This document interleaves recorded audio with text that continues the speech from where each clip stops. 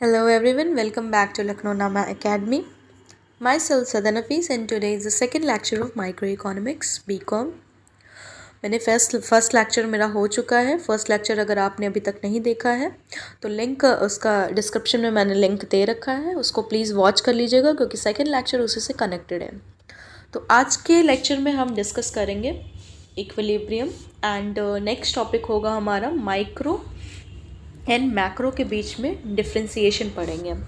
Last lecture में हम इन दोनों का कॉन्सेप्ट समझ चुके हैं। आज के लेक्चर में हम दोनों के बीच में डिफ्रेंशिएट करेंगे दोनों को। तो स्टार्ट करते हैं equilibrium in various forms of equilibrium से। सबसे पहले समझते हैं हम इक्विलिब्रियम क्या होता है। इक्विलिब्रियम एक स्टेट होता है, ठीक है, जहाँ पर आपकी इकोनॉमिक्स में सबसे पहली चीज़ ये समझ लीजिए कि इकोनॉमिक्स में हम इक्विलिब्रियम को स्टडी कैसे करते हैं, सप्लाई और डिमांड के टर्म्स में स्टडी करते हैं। ठीक, सप्लाई एक प्रोड्यूसर के पॉइंट ऑफ व्यू से देखा जाता है, डिमांड एक कंज्यूमर के पॉइंट ऑफ व्यू से देखा जाता है। ठीक, जब दोनों का इंटरसेक्शन होता है, ठीक है, जब दोनों एक दूसरे को इंटरसेक्ट करती है तो जिस पॉइंट पे इंटरसेक्ट करती है वो पॉइंट क्या कहलाता है, इक्विलिब्रियम पॉइंट कहलाता है। ठीक है, अब सप्लाई का डायग्राम कैसा होता है एंड डिमांड का डायग्राम कैसा होता है, ये तो बेसिक है, आप लोग इसको पढ़ चुके होंगे, लेकिन फिर भी मैं बता देती हूँ कि सप्लाई और डिमांड का रिलेशन क्या होता है प्राइस से। ठीक है, तो सप्लाई का जो रिलेशन होता है प्राइस से वो क्या होता है, पॉजिटिव रिलेशन होता है। क्यों होता है ऐसा? क्योंकि प्रोड्यूसर जो होता है वो चाहेगा कि मैं ज़्यादा पैसे पे ज़्यादा से ज़्यादा सप्लाई कर सकूं। ठीक है, मतलब उसको प्रॉफिट क्या करना है, अपना मैक्सिमाइज़ करना है, तो इसलिए वो चाहेगा कि मैं ज़्यादा से ज़्यादा रिटर्न कमा सकूं। तो जब प्राइस बढ़ता है तो सप्लाई भी क्या होती है, बढ़ जाती है। ठीक, किसी भी कॉमोडिटी का अगर प्राइस बढ़ रहा है तो उसकी सप्लाई भी क्या होगी, बढ़ जाएगी। जब प्राइस कम होता है तो सप्लाई भी क्या होती है, कम हो जाती है। ठीक, तो ये होता है आपका कौन सा रिलेशन होता है, पॉजिटिव रिलेशन होता है बिटवीन सप्लाई एंड प्राइस। तो जिसका भी पॉजिटिव रिलेशन होता है उसका कर्व कैसे बनता है, ऐसे होता है, पॉजिटिवली स्लोप्ड होता है। ओके, अब डिमांड और प्राइस में कौन सा रिलेशन होता है, नेगेटिव रिलेशन होता है। नेगेटिव रिलेशन होता है, जब आपका प्राइस बढ़ता है तो डिमांड क्या होती है, कम हो जाती है। क्योंकि डिमांड हम किसके पॉइंट ऑफ व्यू से देखते हैं, एक कंज्यूमर के पॉइंट ऑफ व्यू से देखते हैं।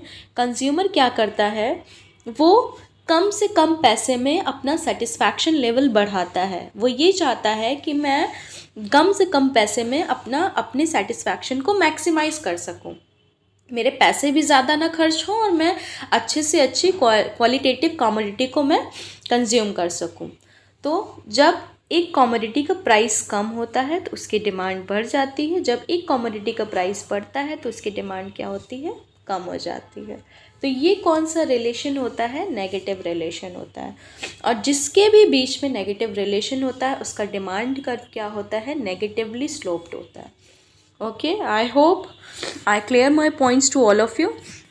अब ये डायग्राम से आप समझ सकते हैं कि मैंने अभी क्या बताया। सप्लाई आप देख रहे हैं ऐसे होती है, पॉजिटिवली स्लोप्ड होती है। डिमांड क्या होती है, ऐसे होती है। ये आपका इनिशियल प्राइस है और ये आपकी इनिशियल क्वांटिटी है, मतलब इक्विलिब्रियम प्राइस आपका ओपी है और इक्विलिब्रियम क्वांटिटी आपकी क्या है, ओक्यू है। ठीक, मतलब ओपी प्राइस पे इतना क्वांटिटी हम सप्लाई कर रहे हैं या इतनी क्वांटिटी हम डिमांड कर रहे हैं। ठीक, अब हम समझ लेते हैं, जो भी मैंने आपको इक्वेशन से बताया वो हम डायग्राम में समझ लेते हैं। देखिए, जब आपका प्राइस क्या होता है, बढ़ता है, ठीक है, जैसे प्राइस आपका बढ़ गया, ठीक, सप्लाई देखिए क्या हुई, बढ़ी कि घटी, सप्लाई बढ़ गई ना, पहले सप्लाई ये थी अब सप्लाई ये हो गई। ठीक, अब सप्लाई प्राइस को क्या करते हैं, हम कम करते हैं, प्राइस मेरा कम हो गया, सप्लाई ये है। अब देखिए डिमांड क्या हो गई, डिमांड भी कम हो गई। समझ में आया रिलेशन? उसके बाद अब डिमांड और प्राइस के बीच में क्या रिलेशन होता है, ये डायग्राम के थ्रू समझते हैं। ये हमारी डिमांड है, ये हमारा इनिशियल प्राइस है, ये हमारी इनिशियल क्वांटिटी है। प्राइस हमारा बढ़ जाता है तो डिमांड हमारी क्या होती है, कम हो जाती है। बताया था ना मैंने। और प्राइस हमारा अगर कम हो जाता है तो डिमांड हमारी क्या होती है, बढ़ जाती है। इतने से हमारी क्या हो गई, डिमांड देखिए बढ़ गई। तो जहाँ पर भी दोनों का इंटरसेक्शन होता है, दोनों एक दूसरे को इंटरसेक्ट करते हैं, वो पॉइंट कौन सा होता है, इक्विलिब्रियम पॉइंट होता है। ठीक, अब उसके बाद क्या होता है, अब उसके बाद हम क्या पढ़ेंगे, फॉर्म्स ऑफ इक्विलिब्रियम।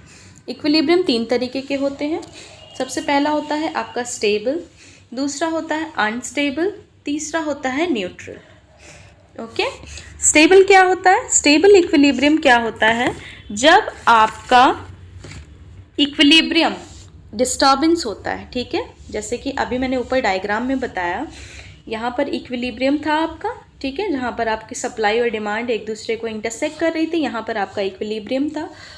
जहाँ पर आपका इक्विलिब्रियम होता है, अगर उसमें कोई भी डिस्टर्बेंस आ रहा है बिकॉज ऑफ प्राइस या आपका बढ़ रहा है या कम हो रहा है, जब आपका डिस्टर्बेंस होता है तो स्टेबल इक्विलिब्रियम में वो इक्विलिब्रियम क्या होता है, रीस्टोर कर लेता है। रीस्टोर, जैसे कि इक्विलिब्रियम आपका, प्राइस आपका बढ़ गया, प्राइस आपका यहाँ चला गया, तो इक्विलिब्रियम फिर क्या होगा, इसी लेवल पे फिर आ जाएगा। ठीक है, वो अपने आप को रीस्टोर कर लेता है। ठीक, अब यहाँ पर देखिए डायग्राम से एक बार इसको समझ लेते हैं। पहले डेफिनेशन देखते हैं इसकी, ठीक है, कॉन्सेप्ट समझते हैं इसका पहले। इसमें क्या दिया है देखिए, there is a stable equilibrium when the object concerned is having been disturb, ठीक है, डिस्टर्ब हो जाता है, tends to resume its original position. मतलब जब डिस्टर्बेंस होने के बाद भी उसके अंदर कैपेसिटी होती है कि वो अपने आप को फिर से ओरिजिनल पोजीशन में ला सके। This is what, stable equilibrium. Okay, thus in the case of stable equilibrium there is a tendency for the object to revert to the old position, वो फिर से old position पे आ जाता है। ये कौन सा इक्विलिब्रियम होता है, स्टेबल इक्विलिब्रियम होता है। इसको देखिए मैंने एक बॉल के एग्जाम्पल से समझाया है कि यहाँ पर एक बॉल आप यहाँ से अगर फेंकोगे, ठीक है, जब आप एक बॉल को एक फोर्स के साथ फेंकोगे तो बॉल यहाँ जाएगी, फिर से क्या हो जाएगा, फिर यहीं आ जाएगी। ठीक, मतलब इनिशियल पोजीशन बॉल की क्या है, ये है, इनिशियल पोजीशन बॉल की ये है, जाएगी यहाँ फोर्स, क्योंकि आपने उसको फोर्स के साथ फेंका है, यहाँ जाएगी, फिर हो सकता है इधर भी जाए, लेकिन उसकी इनिशियल पोजीशन क्या रहेगी, यही रहेगी, फिर से अपने आप को वो ओल्ड पोजीशन में आके अपने आप को वो एडजस्ट कर लेगी। ठीक है, तो ये है आपका स्टेबल इक्विलिब्रियम। उसको डायग्रामेटिक एक्सप्लेन किया है मैंने। देखिए आपका सप्लाई ये है, डिमांड ये है, सप्लाई ये है, डिमांड ये है। अभी मैंने ऊपर बताया कि क्योंकि प्राइस एंड डिमांड में नेगेटिव रिलेशन होता है इसलिए वो डाउनवर्ड स्लोपिंग होता है, एंड सप्लाई एंड डिमांड में पॉजिटिव रिलेशन होता है इसलिए वो अपवर्ड स्लोपिंग होता है। अब जब आपका प्राइस क्या हो रहा है, बढ़ रहा है, ठीक है, प्राइस बढ़ रहा है, तो इस लेवल पे देखिए डिमांड ये कर रहा है, एस कर रहा है, और सप्लाई क्या हो रही है, टी हो रही है। मतलब यहाँ पे एक्सेस सप्लाई है, एक्सेस सप्लाई की सिचुएशन है। जब भी एक्सेस सप्लाई होती है तो प्राइस क्या होता है, कम होने लगता है। जैसे हम इसको एक एग्जांपल के साथ समझते हैं। जैसे कि देखिए आलू की खेती जब ज़्यादा हो जाती है, ठीक है, जैसे आलू का प्रोडक्शन बहुत ज़्यादा हो गया तो आलू का प्राइस कम होने लगता है, कम होता है कि नहीं होता है। तो अब यहाँ पर देखिए प्राइस क्या होने लगेगा, अपने आप डाउन होने लगेगा, नीचे गिरने लगेगा, तो फिर से वो क्या हो जाएगा, इनिशियल पोजीशन पे आ जाएगा। ठीक, अब उसके बाद नेक्स्ट क्या है इसमें, जब प्राइस हमारा क्या होता है, कम हो जाता है। जब प्राइस हमारा कम हो जाता है तो सप्लाई हमारी ये होती है, डिमांड हमारी ये होती है। प्राइस आपने कम कर दिया तो प्रोड्यूसर क्या करेगा, कम सप्लाई करेगा, लेकिन कंज्यूमर क्या करेगा, ज़्यादा डिमांड करेगा, क्योंकि प्राइस कम हो चुका है। अब जब डिमांड ज़्यादा है, सप्लाई कम है, किसी भी चीज़ की जब सप्लाई कम हो जाती है और डिमांड ज़्यादा हो जाती है तो उसका प्राइस क्या होता है, बढ़ने लगता है, क्योंकि तब स्कार्सिटी की सिचुएशन क्रिएट हो जाती है, तब उसका प्राइस क्या होता है, बढ़ जाता है। ठीक, तो यहाँ पे फिर से जब प्राइस बढ़ जाएगा फिर से वो इनिशियल इक्विलिब्रियम पे आ जाएगा। तो ये कौन सा इक्विलिब्रियम है, स्टेबल इक्विलिब्रियम है। ओके, नेक्स्ट इक्विलिब्रियम कौन सा है, यहाँ पे देखिए इक्विलिब्रियम प्राइस आपका ओपी है, इक्विलिब्रियम क्वांटिटी ओक्यू है, डिमांड कर्व डीडी है, सप्लाई कर्व एसएस है, E is equilibrium point when demand is equal to supply. Unstable equilibrium, unstable equilibrium क्या होता है, on the other hand the equilibrium is unstable when a slight disturbance evokes further disturbance, जब थोड़ा सा भी disturbance आता है, ठीक है, जब आपका सप्लाई में थोड़ा इक्विलिब्रियम में थोड़ा सा भी डिस्टर्बेंस आता है तो उसमें क्या होता है, और डिस्टर्बेंस क्रिएट हो जाता है, मतलब वो अपनी ओरिजिनल पोजीशन को रीस्टोर नहीं कर पाता। जैसे स्टेबल इक्विलिब्रियम में क्या था, डिस्टर्बेंस होने के बाद भी, प्राइस के उतार चढ़ाव के बाद भी वो इनिशियल पोजीशन पे आ जा रहा था, लेकिन अनस्टेबल में ऐसा नहीं होता है। अनस्टेबल में वो इनिशियल पोजीशन को रीस्टोर नहीं कर पाता है, नेवर रीस्टोर, ठीक है। तो यहाँ पे इसको एक एग्जाम्पल से समझ लेते हैं। बॉल मैंने यहाँ से, बॉल की इनिशियल पोजीशन क्या थी, ये थी, बॉल की इनिशियल पोजीशन क्या थी। अब जब यहाँ से आप इसको फेंकोगे, या तो ये राइट वर्ड आएगी या लेफ्ट वर्ड आएगी, ठीक है। क्या वो यहाँ से इस पोजीशन पे जा सकेगी, जा सकेगी कि नहीं जा सकेगी, ऑब्वियसली नहीं जा सकेगी, ठीक है। वो अपनी इनिशियल पोजीशन को रीस्टोर नहीं कर पाएगी, फाइन। तो this is what unstable equilibrium. There is a tendency for the ball to assume newer and newer position once there is departure from the original position। कह रहा है कि बॉल, मतलब अनस्टेबल इक्विलिब्रियम में एक ऑब्जेक्ट के अंदर एक टेंडेंसी होती है कि वो नई जगह, मतलब इनिशियल पोजीशन पे तो वो आएगा नहीं। जब इनिशियल पोजीशन पे नहीं आएगा तो डेफिनेटली वो हर बार एक नई पोजीशन को ईजाद करेगा, ठीक। अब उसके बाद क्या है, डायग्रामेटिक एक्सप्लेनेशन मैंने दिया है यहाँ पे, देखिए डायग्रामेटिक एक्सप्लेनेशन में क्या है, सप्लाई कर्व आपका डाउनवर्ड स्लोपिंग है। अब सप्लाई कर्व डाउनवर्ड स्लोपिंग क्यों है, अभी तो मैंने ऊपर बताया था आपको कि डिमांड कर्व डाउनवर्ड स्लोपिंग होता है, क्यों है, तो चलिए इसको समझ लेते हैं पहले। क्योंकि यहाँ पर आपका लॉ ऑफ डिमांड एप्लीकेबल नहीं होता है। लॉ ऑफ डिमांड में क्या होता है, लॉ ऑफ डिमांड का मतलब यही होता है ना, जब आपका प्राइस बढ़ता है तो डिमांड कम हो जाती है, तो इसके वजह से आपका नेगेटिव रिलेशन होता है बिटवीन प्राइस एंड डिमांड। जब आपका प्राइस कम होता है तो डिमांड बढ़ जाती है, तो ये आपका एक नेगेटिव रिलेशन है, देख। लेकिन यहाँ पर अनस्टेबल इक्विलिब्रियम में आपका लॉ ऑफ डिमांड एप्लीकेबल नहीं होता है, ये एक एक्सेप्शनल केस होता है। तो इस वजह से हमारा डाउनवर्ड स्लोपिंग सप्लाई कर्व होता है और अपवर्ड स्लोपिंग डिमांड कर्व होता है, फाइन। इक्विलिब्रियम लेवल ये है ई पॉइंट पे, इनिशियल प्राइस ये है, इनिशियल क्वांटिटी ये है। प्राइस हमारा जब बढ़ता है तो सप्लाई हमारी एक्सेस होती है और डिमांड, सप्लाई हमारी एस होती है और डिमांड हमारी टी होती है।